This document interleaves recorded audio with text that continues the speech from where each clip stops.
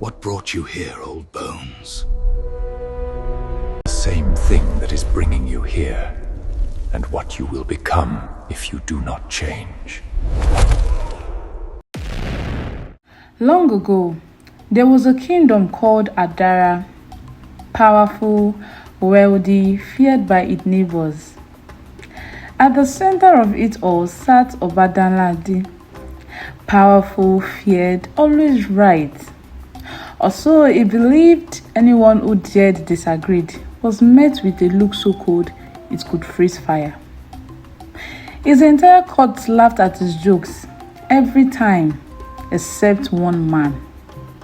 Baba Sule, the king's oldest advisor, the only man still willing to tell him the truth. A neighboring king, Obafemi, sent a peace proposal trade, alliance, an end to years of conflict. Every man in that court knew it was the right move. My king, accept this not as weakness, as wisdom. Wisdom of fear. If Femi wants peace, let him bow before my throne. My king, please reconsider. Do not mistake my patience for an invitation to question me. Baba Sule bowed his head, said nothing, and something broke in the kingdom that day. Obafemi received the message and went quiet. No war, no reply, just silence. And silence from a powerful neighbor is always more dangerous than a war drum. Weeks passed, trade dried up, the people suffered, everyone saw the mistake, nobody could say so. The weight of that decision followed him everywhere until one evening he rode into the forest alone. He told himself he was going to think, but honestly he was running from the stone sitting in his chest since that day. Igbo Iku, the forest of death. The deeper he rode, the quieter the world became, until the birds stopped singing. Then his horse froze. He kicked it, it refused.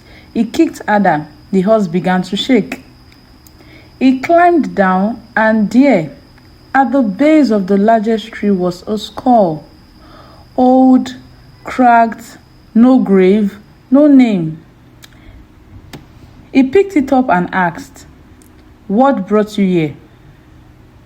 The forest went still, and then the skull moved. The jaw shifted.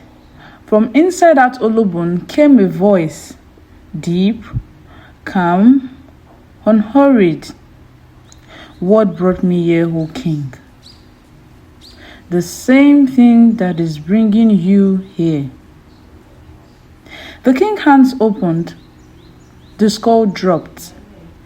He fell backward onto the forest floor. His crown tumbled into the dirt. Then he sat up, picked up the skull again. What are you?" "I am what you will become if you do not change." The skull spoke, not screaming, not threatening, just talking. "I was a king once. Gold, power, soldiers, everything. But I never listened. I silenced every voice that said, 'Pull back.' I made enemies I did not need. Started a war over words, just words. Lost everything. My army, my wealth, my family. I ended up here alone, the greatest king of my generation, running through trees like a frightened animal. Dying with your pride still burning does not feel noble. It feels like the most pointless, avoidable thing that has ever happened to a human being. A whole kingdom wasted because one man could not sit down and listen. My mouth brought me here. My pride brought me here. Now, O king, where is your mouth taking you. Obadanladi sat there for a long time. He had sent armies to war without blinking, but those words broke something inside him. He placed the skull back, picked up his crown, and rode home, thinking for the first time in years about something other than his own certainty. The next morning, he called the full court. Everyone expected orders. The king walked in, looked at his throne, and walked right past it. He sat in the plain wooden chair, same level as every other person in the room. I hold this room an apology.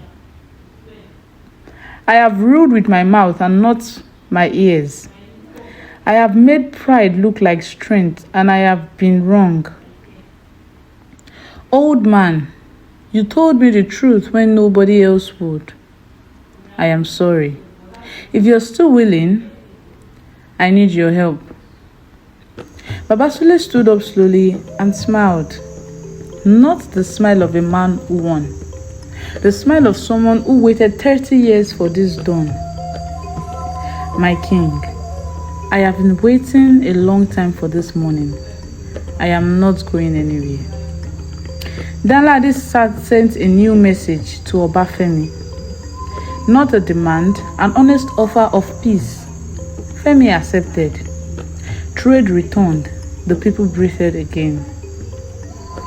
History remembers Obadanladi not as the king who won the most battle, but as the king who was willing to be changed.